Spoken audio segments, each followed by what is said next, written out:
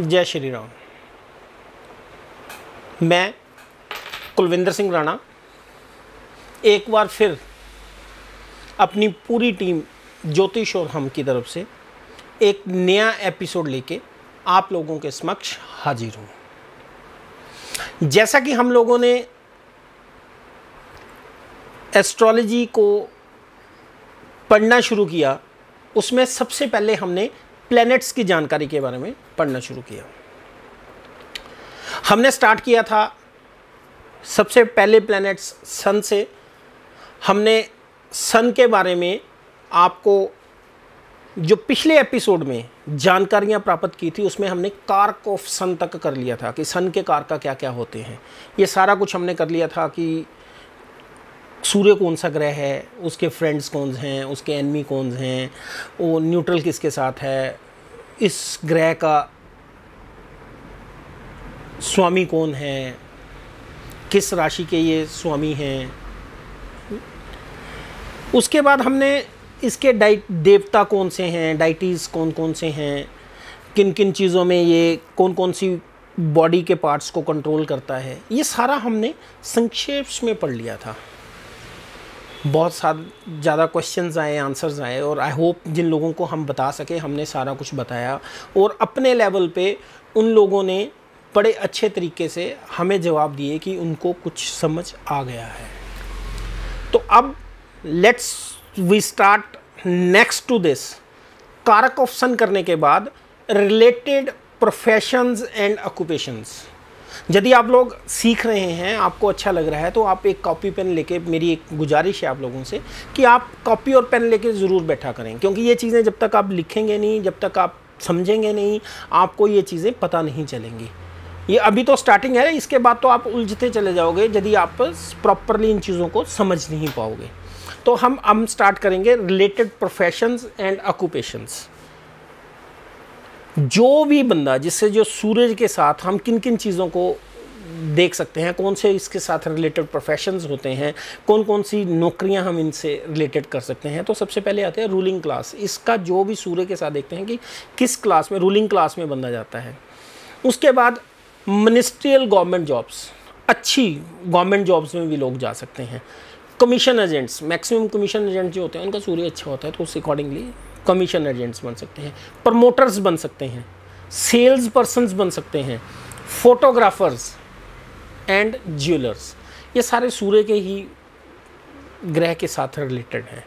तो एक बार मैं फिर बता देता हूँ आपको। Ruling class, ministerial level government jobs, commission agents, promoters, sales persons and photographers and jewellers.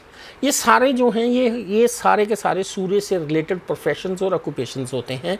आप कभी भी किसी की कुंडली जब चेक करोगे जिसमें प्लैनेट सूर्य के साथ, वहाँ से आपको पता चल जाएगा कि सूर्य से रिलेटेड प्रोफेशंस और ऑक्यूपेशंस क्या हो सकते हैं। ठीक है जी। अब इसके बाद नेक्स्ट, डिसीजेज अकॉर्डिंग टू सन इन नक्षत्र। सूर्य जो बीमारियां हैं, जब सूर्य किसी और ग्रह के नक्षत्र में होता है तो कौन कौन सी बीमारियां लग सकती हैं।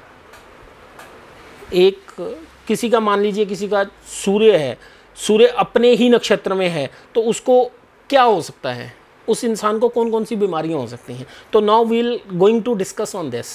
सारे के सारे 9 प्लैनेट्स में सूर्य जब किसी के डिफरेंट नक्षत्र में जाएंगे तो कौन कौन सी बीमारियां हो सकती हैं इंसान को। तो सबसे पहले सूर्य के नक्षत्र में, सन इन सन्स नक्षत्र, जब भी ये चीज़ होती है तो उसमें इंसान को बुखार रहता है, फीवर, रैशेज होती हैं, रैशेज होता है, कई बार रैशेज लग जाते हैं। तो जब भी सूर्य के नक्षत्र में होगा तो इंसान को या तो बुखार होगा या फिर रैशेज होगी। ये आप इजीली आप बता सकते हैं। सेकंड प्लैनेट मून, जब कभी सूर्य चंद्रमा के नक्षत्र में होगा तो इंसान को क्या बीमारियां हो सकती हैं। उनका हाईली टेम्परामेंट, गर्म दिमाग, हम कहते हैं यार उसका तो दिमाग ही बड़ा गर्म है, तो माइट भी पॉसिबल वो सूर्य उसका मून के नक्षत्र में होगा। नेगेटिविटी, हर टाइम बेकार सी बातें, नेगेटिव सोच, वो जब भी शेयर करेगा तो नेगेटिव सोच ही होगी उसके, नहीं यार ऐसे नहीं हो सकता, नहीं यार ऐसे नहीं हो सकता। आप लोग सोच रहे होंगे कि मैं इसमें हंसा क्यों। तो मैं हंसा इसलिए कि संजय भाई साहब, जब मैंने ये बोला ना कि हाईली टेम्परामेंट होता है, तो संजय भाई साहब अपने ऊपर इशारा कर रहे थे कि मैं गर्म दिमाग हूँ। चलो let's talk to the next, that is Mars, Mangal. Surya जब मंगल के नक्षत्र में होता है तो इंसान को कौन कौन सी बीमारियां हो सकती हैं। तो जब भी ऐसा होगा, सूर्य मंगल के नक्षत्र में होगा, तो उसमें बीपी लो होगा, इंसान का बीपी लो होगा, most of the times BP low होगा। लेजीनेस, सुस्ती होगी बहुत ज़्यादा। उसके बाद होगा रक्त विकार, जिसे हम लोग एनीमिया बोलते हैं। तो इसमें क्या होता है कि रक्त, उसको कमज़ोरी रहेगी, थका थका सा रहेगा शरीर, लेजीनेस से रिलेटेड हो गया ना। तो जब भी कभी आप सूर्य को मंगल के नक्षत्र में देखते हैं तो उस चीज़ों में उनको ये बीमारियां होंगी। अब आ गया जी सन इन नक्षत्र ऑफ मरकरी। जब भी मरकरी के नक्षत्र में सूर्य होगा तो क्या क्या दिक्कत होंगी। माइग्रेन, आपने देखा होगा काफ़ी बंदों को माइग्रेन होती है, तो that is possibility is there is, कोई और कारण भी हो सकते हैं, लेकिन मरकरी के नक्षत्र में यदि सूर्य है तो सूर्य उस वक्त जो बीमारी होगी दैट इज़ माइग्रेन। और न्यूरो की मतलब उसको बीमारी हो सकती है, नर्व सिस्टम की बीमारी हो सकती है, that is related to Mercury. Now Jupiter, जब भी यूपिटर के नक्षत्र में सूर्य होगा तो इंसान को कौन कौन सी बीमारी होगी। इसमें diseases related to liver, fatty liver हो सकता है। ये भी बृहस्पति के, गुरु जी के उसमें सूर्य जब उनके नक्षत्र में है तो ये हो सकता है। गाल ब्लैडर से रिलेटेड बीमारियाँ, कोई भी बीमारी जो गाल ब्लैडर से रिलेटेड है वो भी हो सकती है। देन इसके बाद आता है सन in the nakshatra of Venus. जब शुक्र के नक्षत्र में सूर्य आ जाते हैं तो उसमें क्या बीमारियां हो सकती हैं। तो वर्निंग मूत्रा, जिनको पेशाब लग लग के आता है, यूरिन की प्रॉब्लम हो जाती है, यूरिनाइजेशन की प्रॉब्लम हो जाती है, जलन होती है उनको पेशाब में, ये सारा कुछ शुक्र की दशा में होने की, नक्षत्र में होने की वजह से हो सकता है। उसके बाद सिस्ट भी हो सकती हैं, ये दोनों इसमें हो सकती हैं। उसके बाद सूर्य सैटर्न के नक्षत्र में, जब कभी शनि के नक्षत्र में सूर्य होते हैं तो इंसान का बीपी जो है वो हमेशा लो होगा, ये आप चीज़ इसको नोट करना। उसके बाद जब भी कभी सूर्य राहु के नक्षत्र में होगा तो बंदे का 100% मेंटली डेफिशिएंसी होगी at the point of memory point. Surya जब राहु के नक्षत्र में होते हैं तो इंसान को मेंटल डेफिशिएंसी ऑफ मेमोरी फेंट, इंसान जो होता है उसकी जो मेमोरी है वो भूल जाता है, उसकी मेंटल डेफिशिएंसी रहती है, वो किसी चीज़ को भी करके भूल जाता है। ये सारा का सारा राहु के नक्षत्र में सूर्य होने से होता है। Then again come Ketu in the nakshatra of Ketu, sun in the nakshatra of Ketu. जब सूर्य केतु के नक्षत्र में होते हैं तो इंसान को हार्ट पेन होती है बहुत ज़्यादा वाली, ऑक्सीजन लेवल प्रॉपर नहीं हो सकता, तो ये एंजीनिया के नाम से होता है, इसको मतलब हार्ट पेन होती है बहुत ज़्यादा वाली। ये आपने सारे के सारे हमने डिसीज़ अकॉर्डिंग टू सन इन नक्षत्र, किसी दूसरे प्लेनेट के नक्षत्र में जब ये सूर्य होते हैं तो उस वक्त कौन कौन सी बीमारियां होती हैं, ये हमने सारा डिस्कस कर लिया। I hope you people are able to understand, आप लोगों को ये सारा कुछ समझ आ गया होगा। इफ़ आप लोगों को कई चीज़ें नहीं पता चल रही तो आप हमें पीछे, जैसे आपने पीछे सारे एपिसोड्स में जो चीज़ें नहीं पता चली आपने हमसे कांटेक्ट किया, आप हमें कांटेक्ट कर सकते हैं, हमें कोई दिक्कत नहीं है। थोड़ा सा कई मेरे को किसी ने बोला कि जी आप थोड़ा और डिटेल में जाओ, यदि हम ज़्यादा डिटेल में जाएंगे तो it is not possible for us to be complete this astrological chapters as easy as I want to be. जो मोटा मोटा है मैं आप लोगों को इन चीज़ों में बता रहा हूँ, सारा कुछ, सारा जो मेरे को मुझे लगता है कि आप लोगों को आना चाहिए ये मैं बता रहा हूँ। इन केस आप लोगों को नहीं पता चल रहा है या आप फुल डिटेल में नोट्स चाहते हैं तो आप हमारे नंबर पे, व्हाट्सएप नंबर पे आप हमारे साथ डिस्कस कर सकते हैं। यू कैन कॉल 10 बजे से लेके 6 बजे तक आप जब मर्जी हमें कॉल कर सकते हैं।